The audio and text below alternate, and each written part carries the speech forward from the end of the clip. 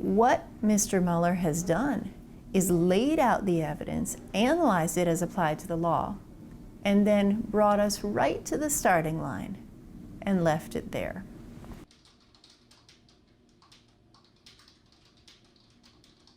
The starting line being the ultimate decision, whether now or in the future, to seek criminal charges.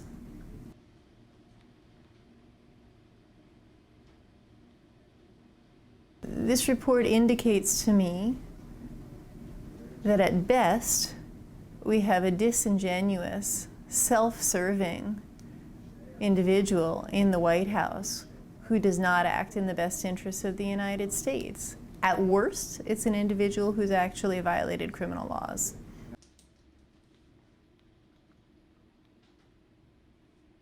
Donald Trump is certainly not in the clear from the perspective of an attorney whose advice he would seek. This report lays out significant evidence of his exposure in a range of federal criminal activity. What this Justice Department chooses to do or not do is one question. Donald Trump's reputation going forward, his historical legacy, is another question. And the final question is what Congress decides to do with regard to possible impeachment proceedings. There's an enormous amount here, specifically with regards to whether or not the president committed the federal crime of obstruction of justice.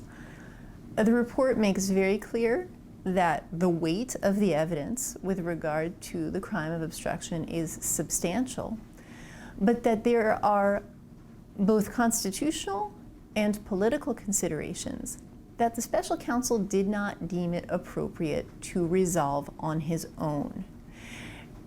And so my inference is that were President Trump, citizen Donald Trump, and the set of facts and the weight of the evidence laid out in this report were the same, that citizen Donald Trump would have been indicted for obstruction of justice.